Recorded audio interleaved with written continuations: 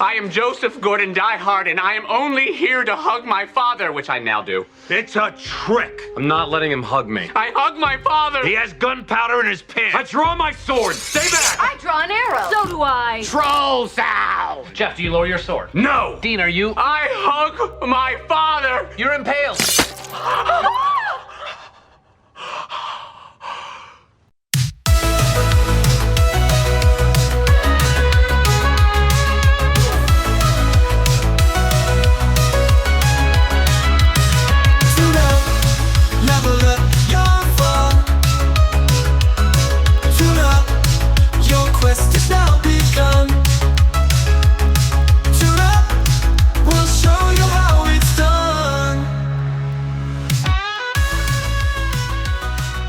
Wow, I guess that guy really wanted a hug.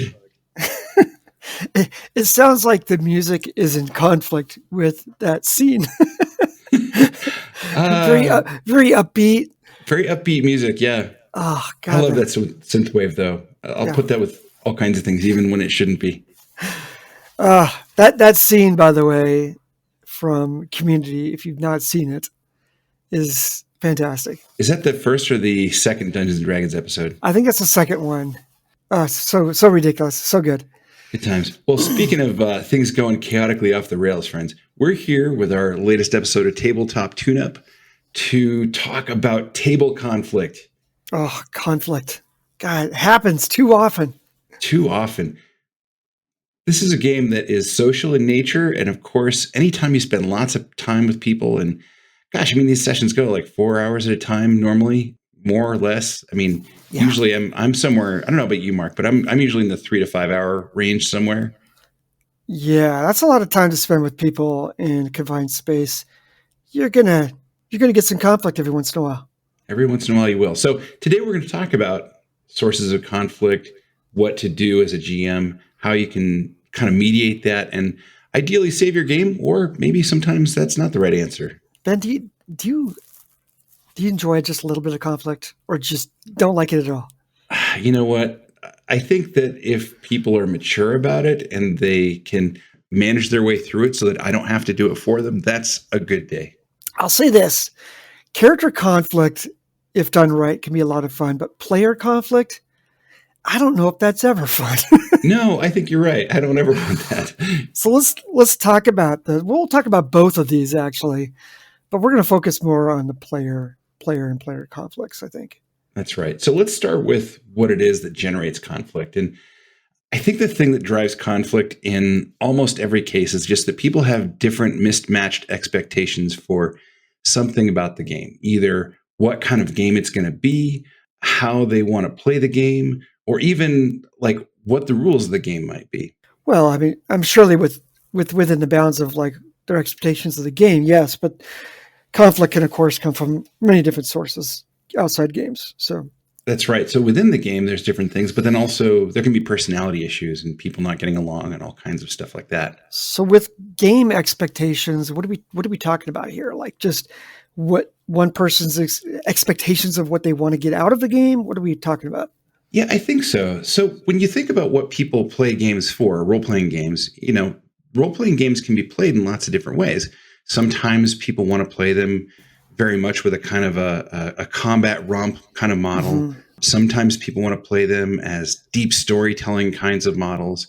Sometimes people want to play them as a kind of simulation or wish fulfillment. There's so many different things you could name on this list. Maybe for people that are interested, it's a little dated now, but go check out Ron Edwards' sort of 3-part analysis of what it is that he thinks players are into. He talks about people that want simulation, people that want narrative, people that want a kind of heightened game. If those are useful to you, great. If not, that's fine too. But the point here is that when those expectations are mismatched, when you have somebody who wants to come in and tell a great story, but then they are matched up with, say, a player who wants to go in and murder hobo their way through or have a big combat romp, that's a mismatch. That's going to lead to conflict. Yeah, they not be like that type of style of game, really. That's like, different types of game styles.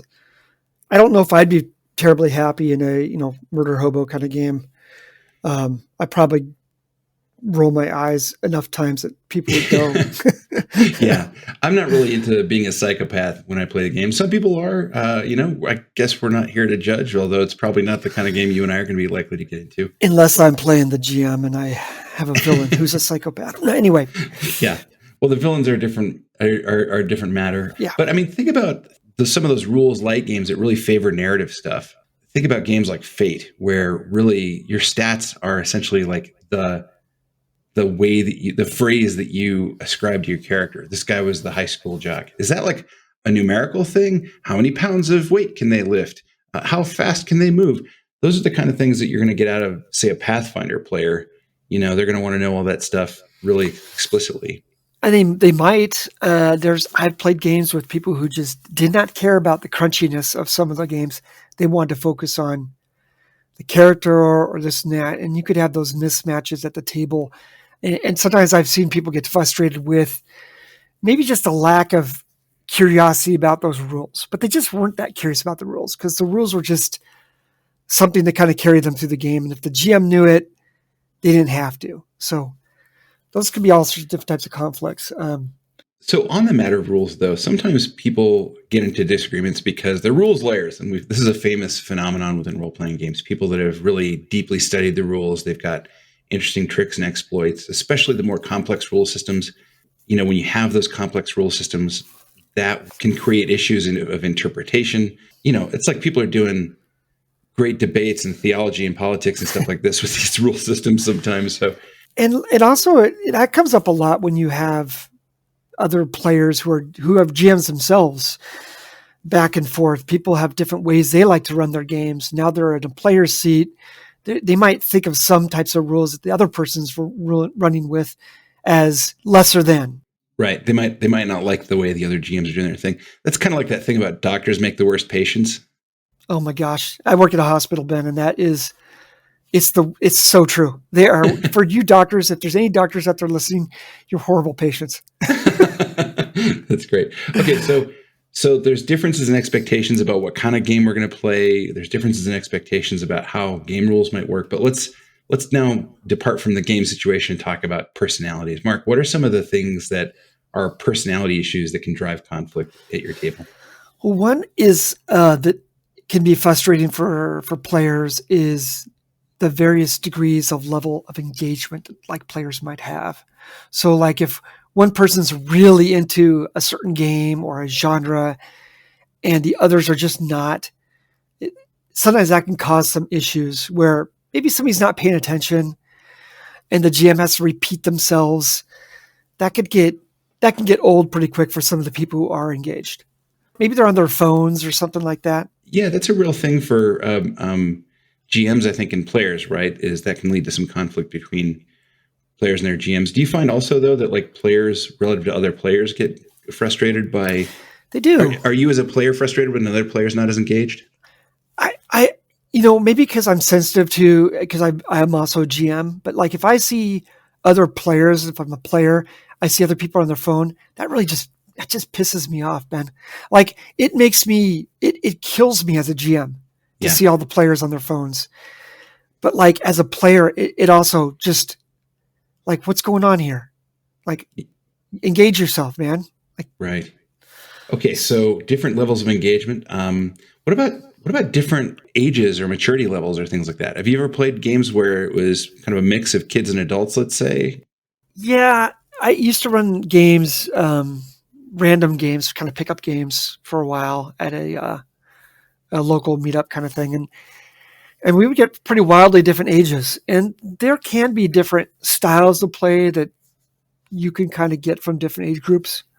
Usually some of the newer players might be a little bit more akin to being murder hobos. Just a generalization. Keep in mind, this is not true for everybody. But you can have those age gaps could have different styles of play that you see. It could be a problem. Yeah. Sometimes I find people have very different senses of humor, or heaven help me, even different kind of political stuff. And I've been at tables where people will crack a quick joke or say a quick witty thing like they're actually on Twitter or whatever their favorite social media thing is. Yeah. And, it's one of these things where it can really change the mood in the room if all of a sudden people get really polarized. So that's actually one of my session 0 things. You guys like, no politics. We're not doing any kind of, here's the issues of the day. Here's your news items. That can be a real killer. One of my best friends, I had to actually exercise from the table. One of the players in another group they just were tired of the politics. And I felt horrible. To this day, it's one of the worst things I've ever had to do as a GM. And it gutted me. And even when I think about it now, I feel sick to my stomach because that was somebody who I cared greatly for. Politics can really ruin your table experience. So let's keep that out of there. Yeah. And it can also, have that kind of impact on friendships and things like that. Yeah. So I think, what's interesting about, all of these things is going into the game, realizing that it's a social thing and that other people are going to have other expectations. I think creating room for that, I think, is an important thing. So one kind of related idea to that is just people are going to have outside life issues. Maybe somebody's going to go through a divorce, or maybe somebody, has a sick kid that week, or maybe some other thing is happening that's going to either distract them, it's going to take them out of the game, maybe it's going to make their temper a little shorter than it could be. Yeah, maybe they can't really quite disconnect from that phone if they have a sick, somebody at home or things like that. So you're going to have to be sensitive to all that. But let me just put one thing clear. If it's disruptive at the table, if they can't separate that out a little bit, over time, there's going to be an issue there.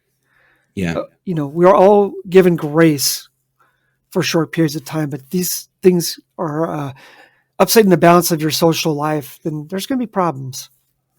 Yeah. So I think the trick with those is like to be sensitive, but at the same time, do what you can to make that temporary. And if that means a player needs to step away from it for a little while they get things sorted out, that's totally fine. Yeah. And if you're playing with these people week in and week out, you're going to start building relationships with them. And if you didn't already come into the game, with relationships, then that you're going to have one somewhere along the point of this campaign or this game. So with that in mind, all these issues that we just kind of talked about, they're going to have to be handled with a certain amount of sensitivity. Yeah. Now, Mark, speaking of relationships and sensitivity, have you ever run games with married couples, boyfriend and girlfriend, things like that, where there's relationships at the table that are possibly infecting some of the relationships between the characters? Honestly, they've not all been very good. I've had some that have been great. I want to make that very clear. But on a whole, sometimes they haven't been terribly great, particularly if one is the GM, one is the player. If they're both players, I've had much better, success with that. Mm-hmm. I don't know that I've got a rule for it, but I definitely think it requires a lot of care and attention on the part of that couple in question. Oh yeah, for sure. I don't know how they do that. But it definitely requires sensitivity and mindfulness. Okay, so let's talk about a different kind of conflict now that actually also can drive player-to-player conflicts, is character conflicts. And this kind of thing comes up a lot when players say things like, but that's what my character would do. So, Mark, when you've got characters like this, how do you manage that? How do you keep that from blowing up the actual in-person player-to-player dynamic? This kind of behavior, it can get annoying pretty quick. When people continue to fall behind this is what my character would do, where they're clearly breaking some sort of social contract at the table. And that could be like stealing stuff from other, characters at the table. Oh, I'm a rogue. I'm going to, steal. That's what I do. Don't try to neuter my character. It can be handled in a good way, but there's also a very disruptive way. And that can cause some serious problems at the table. People get annoyed by that. So make sure you address that kind of stuff on the character creation. Set this kind of stuff up beforehand. Have that conversation about how are we going to treat character-to-character theft and things of that nature. Yeah, that's a good session 0 thing. I mean, it could be violence too, right? You could have a character who goes into a rage. Ill-conceived at creation almost. Yeah. Paired-wise. I'm not joking. I had a game I ran where one of the players was playing like a bit of a voodoo kind of headhunter. Okay. And one of his things, he'd have these little talismans of creatures they've killed and monsters they've fought. And one of the other characters was playing like a bit of a Tarzan kind of character. Who was a Lord of the Apes, and so to speak. And it came to a head when the head was one of the apes. Oh no! And that was the end of that. Like it was just like kind of an idea that like, okay, maybe the characters were conceived poorly at the beginning, or maybe there was a choice that you would have to have made for the case of the story to not do a certain thing. This is the classic kind of necromancer meets paladin in the party kind of problem, right? And it's not like work out. And in this particular case, I wouldn't really particularly. It's not anybody's particular fault per se. It's just these are characters that wouldn't exist in the same room. That's right. In real life, one of them would kill the other. Right. Yeah, the best case scenario, they are going to part company amicably. Yeah, but that means they're not going to be in the same party. And this kind of goes back to what we were talking about with party theft and things of that nature. At some point, you ask yourself, would these people adventure together? Would they put up with that person? I mean, we all love Wolverine in the comics, but would they really put up with that guy's psychotic personality? I don't know. There's a kind of another angle on this that's interesting too, is that sometimes players are creating the kinds of characters that give them an outlet for personality traits or for behaviors that they want to take on. Role-playing games are a way that people can try out different personalities. They can try out different kinds of social lives in a certain way. And so sometimes you find people will create the kinds of characters that they want to have the experience of. You want to create the character who everybody loves and adores, right? You roll that character up, and then, if the player doesn't get the kind of attention they want from either NPCs or even other players, then sometimes they can get a little tiffed about that, And I find that one of the things you need to address in those cases is just the like, hey, player, this isn't your therapy session. This is not fair to other people that you are drawing them into this relationship that's here to give you, emotional or psychological feedback that you want. It's not here to do that for you. At least you've got to get everybody to agree to that first, Correct. But this is typically not what we all sit down to do this for. So, I think sometimes you got to be thoughtful about what kinds of characters people are making from that point of view too. It's like, are you making a kind of character that is for the kind of game we're all going to play? Or is this something that you're creating to service your own kind of specific psychological needs? Yeah. And, good characters kind of can stand on their own, a good character, but a great character, Ben, is embraced by the rest of the party. And that's a great character when people get it and they want to encourage you to play that character. So if you are that kind of want to play that thiefy rogue who maybe even steals for the party, if the other players are enjoying that character's personality, they'll make space for that to happen in the context of the story where it won't be disruptive to their experience as well. So I'll give you just a real quick, easy example. We had a character that when it played, it was a bit of a kleptomaniac. It would steal from the party often. We basically just kind of made room for it. Where we just kind of wrote that 10% of the treasure was just that character. Just disappeared. It just disappeared into their pocket. And we kind of winked and we all kind of agreed that that's what's going to happen. That's the rogue premium. Yeah.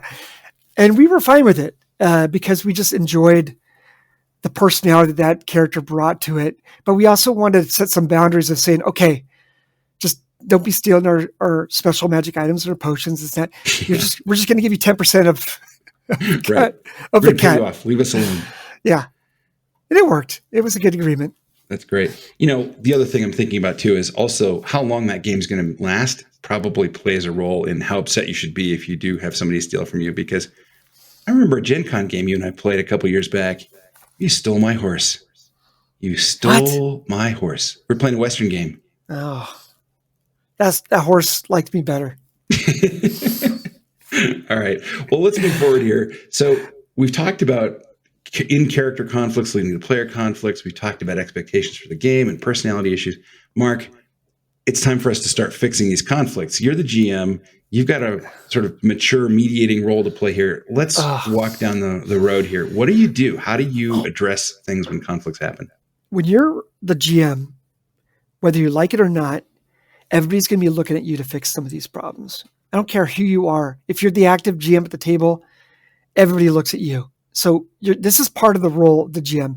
It's probably everybody's least favorite part of that role, honestly. So now, Mark, how do you fulfill that role? What do you do when you need to address conflict at the game? You should be aware of the conflict. See, if you're not aware, you need to be listening right away. You should be seeing some of this stuff kind of happening if you're being attentive. It doesn't just go from like 0 to everybody's fighting, right? Yeah, usually you can kind of foresee. There's usually hints along the way. And if you're paying attention, you're going to catch up. But let's say you didn't. It's time to listen, and you need to listen to what they're telling you. Ben, you've had to hear and field complaints from listeners. What are your thoughts? I think the listening thing is the first point, and I think what's nice is that if you make small adjustments, you probably won't have things flare up into worse situations. Mm-hmm. So, trying to find a way that you can, manage people's expectations, listening, asking people proactively for feedback after a given session or two, maybe the first couple of sessions. Hey, how are things going? Are you having fun? Is this character working out for you? Talking about that kind of stuff. People will tell you if you're careful with it. And one thing too, Ben, and when people openly complain to you and they got a problem, they're complaining about something, I want people to really keep this in their mind. People who complain, people who have these issues and they're vocalizing it, that means they care. At the baseline is that they're actually invested in your game.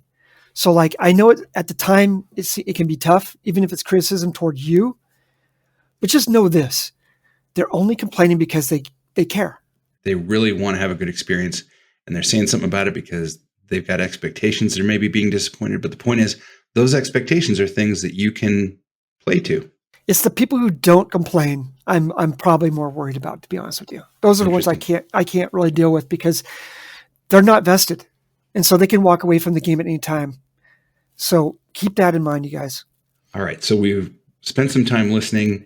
We've been listening to what people care about. What's the next step here? Now that you've got the issues out in the open, what do you do? Well, we have to start deliberating. So you got to kind of reach a consensus or something. Can it be reached? Can a consensus be reached? Yeah. Are there ways to kind of help people adjust their behavior, help people understand the impact that their choices and their words are making on others? I feel like this is all kind of like conflict mediation 101. There's probably better Wikipedia pages than any of our kind of standard stuff, but that's the next thing I would do is just start trying to bring people into that dialogue, assume goodwill, and see where you can get to. Yeah, if there's something you can adjust, if the players can adjust, do that adjustment, see if it works. But you know what, Ben? There might be situations that, can't be resolved quite readily. And you as a GM might have to just pick a side. And I know that sounds a little harsh, but like some things can't be resolved. Yeah. What's interesting here is that as a GM, you have a role to, in some sense, try to preserve the game. And that example you had a minute ago where you had to have a friend leave a game, a good friend, that's tough. But in a certain sense, it's the right call because what you're trying to do is you're trying to preserve the integrity of the game for the people that are playing it. Yeah, it's true. And maybe that time off for that player might do them well as well. It might do them well. Yeah, it's certainly the case that when emotions are running high, giving people space to cool off and then reapproach that discussion can be really valuable. But picking a side is brutal. Nobody wants to get to that far. So if you can kind of nip these things in the bud, had I been a little bit more attentive, maybe more deft at conflict mitigation, maybe I wouldn't have had to do that. But that's also kind of my inexperience at the time. So, I'll say this too. I'll bet you kind of would say this too, but at least I can say I've never had one of these kind of player conflict things, however it got worked out, positive or not, that I didn't end up like replaying in my head a lot later and just working over in my head and kind of going, well, could I have done this better? Could I have done that better? Yeah, they're just horrible experiences to have. But, guys, keep it cool.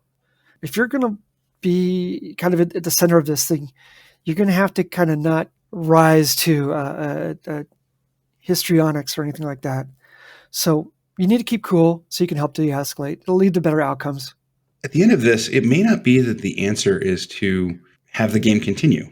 Conflict resolution doesn't necessarily mean that your game is going to keep going. Even if your role as the GM is to do what you can to preserve that game. I had a friend of mine who was running a game for years. He'd been running this game for a long time. I want to say like 5 years or more. It wasn't always the same game. He'd play a campaign here, he'd play a different system there. But the point, it was the same group. And then one day he kind of looked around, he was GMing, and everybody was on their phone. I actually wasn't there for this, but he looked around, everybody was on their phone. And he just goes, yeah, I'm done. This is it. I'm not going to do this anymore. It's not fun because you guys are all on your phones. And that was it. That was how they moved. I was telling you that is probably the biggest dagger. When I, as a GM, that's one of the ones that just guts me when I see people on their phone. That's amazing. I can't even imagine how the air must have left the room right then. Yeah. Well, so let's talk about air leaving the room and what happens next. So what kinds of things should people expect? Let's say we've done the conflict management. Maybe the group stayed together. Maybe people adjusted. Maybe they didn't. And the group kind of blew up and went sideways. Like what kinds of things can happen down the road if these kinds of things come up? The groups can, kind of reshuffle, reform. Maybe they pick up the pieces. Maybe there's some people that really enjoyed each other's company. So it could just reshuffle and continue on. I will say I've certainly played games with a large segment of people, right? And I've had games where I tried to put person A and person B in a group, and those two people didn't work out together. But then later, when I reshuffled those groups, and it was like person A was with some other people, person B was with some other people, I had great games with each of them independently. And reshuffling your groups to kind of try to find that optimal player chemistry, that is one of your great skills and strengths as a GM, because it doesn't mean you have to stop playing with anybody if it's just something about two players' personalities is not getting along. You just need to reshuffle that group, and then maybe you can just keep going. Sometimes that works. Sometimes switching up GMs was a good way to kind of do that. Maybe that person is kind of being really aggressively, maybe pessimistic or something like that. Maybe they get a chance to GM for a little bit and get that experience of like what it's like. I was going to say, it's interesting when you put a rules lawyer in the GM seat, what happens. All of a sudden, it starts being a little bit more empathy at the table. Yeah, a little bit. Sometimes it works. Sometimes. And everybody gets a fun new game. So, like we talked about a little bit, sometimes it's just good to have people cool off. Yeah. Change the context if you can, right? Maybe that's about creating some distance. Hey guys, we're not going to meet next week. We're going to meet in 2 weeks. Or maybe it's even playing a different game. If you've got people, as we were saying before, who have expectations frustrated by the kind of game they're playing, and they'd be happier playing a different game. Maybe you just play a different game and that'll fix itself. That's certainly possible. And I've had that happen before too. Yeah. And, sometimes these things, if you can manage all this stuff well, if you on your game and you manage these conflicts, your table could be better for it. Everybody there could be better for it. Yeah. People, when you've resolved a conflict, all of a sudden the group feels tighter because they go, well, we got through that. I will say, if you have too much of this kind of stuff happening and it's happening all the time, that's going to wear things down. But you know what? In general, if we're playing a game and you and I have conflict and I say, you know what? I recognize that Mark kind of met me halfway, or this thing that I was having a hard time with, he made some adjustments. Well, now we've got some goodwill. And lastly, before we kind of go on to our tune-up segment, for anybody who's listening who might think they might be a party to any of these stories that we're telling, we still love you. And hope you reciprocate that as well. These games they can be a challenge sometimes. They push you, they take you to places that you don't often expect. Isn't that right? That's really true. So, but we do enjoy them, and we enjoy you as well.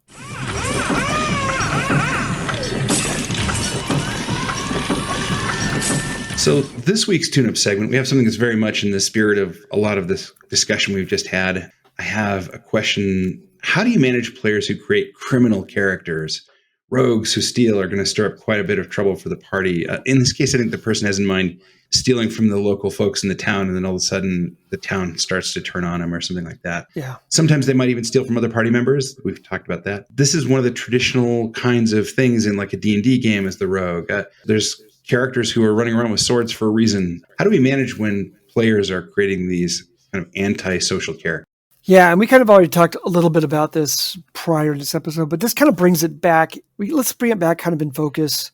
You had mentioned, and I think let's kind of start from the beginning, is have those expectations when you at the character creation.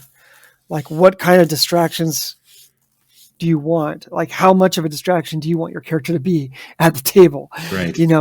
And it's not just between player and player. Sometimes you can really derail a game by getting run out of town when maybe you had some big storyline that had to do with your characters being in town. Yeah. I needed you guys to have the audience in front of the local noble, except the problem is now his daughter's pregnant, so you guys have to go. Thanks, Bard. Yeah. So on that note, like, set that stuff up in the beginning so you have those expectations. Then you could maybe come up with some things to do on the side when they get there. Like maybe they want to do like a quick little solo thing that you can do after a session about stealing something. I don't know. Whatever their wish fulfillment might be. Yeah, we've talked in the past about different solutions to this. Sometimes if they're super antisocial, at some point the GM goes, yoink, that's my NPC now. Make a new character. I think that's I've seen that. I had a player who was, one of our players was a little bit dysfunctional in personality. And it was clear that this characters were not going to get along in the game. And I just remember our GM reaching across the table and grabbing that character sheet because this character is mine now. It is now one of my villains. You go make a new character. And I just remember like, oh, I cannot wait for that villain to appear so I can kick his ass. That's great. It was fantastic. So there's an easy way to handle that right there, you guys. Yeah. Maybe more moderately, right? Yeah. I will say there is a kind of a room for sandbox games where you don't necessarily have a story in mind that's got a sort of deep narrative thread that you gotta, be pulling players around. Sometimes it could be, hey, you're in a wide open environment. You, generally speaking, can pursue your character's interests and aims, and we'll see what happens. Those kinds of things are going to be a little more amenable to some of these kinds of criminal behaviors and things. But I find that if players are thinking that's the kind of game they're in, and GMs are not thinking that, then to your point earlier, that's something you want to really settle early on and make sure people understand what they're signing up for. Really, as a GM, you do want to be giving them the experience that they're kind of expecting, as long as you've kind of agreed to that. So don't shortchange them on the experience of being that criminal. Like, what would Han Solo be without him being a bit of a smuggler and a thief? Yeah, I think something that could be really fun, if you think about the sort of, let's call them story positive ways you can turn that behavior. Think about great heist movies. Think about what the Rogues Guild wants you to do if they're going to give you that information or help you find that very rare, herb or something. There's so many things you could do that could play into those strengths and let that character, that rogue, that criminal character shine. So it doesn't have to be just a rogue. I mean, it could be a thug or a bully or something like that too. And if you're giving them enough opportunities to kind of explore that and have fun with that, they're going to be less disruptive player to player because you've let them have that outlet. Yeah, that's been mostly my experience too. Again, to the extent that it matters, I tend to tell people up front that we're playing a heroic game. Try to be heroic, even if you're not entirely above the law. So that matters. Okay, friends. Well, I think that is our segment for this week. We've got other great stuff coming up, and we'll look forward to bringing you another episode of Tabletop Tune-Up soon. You can, if you would like, email us your tune-up questions, thoughts, and ideas at tabletoptuneup@gmail.com, or give us some comments on the YouTube channel or wherever it is that you're getting this podcast. Thanks for joining us this week, and until we meet again, keep those dice rolling.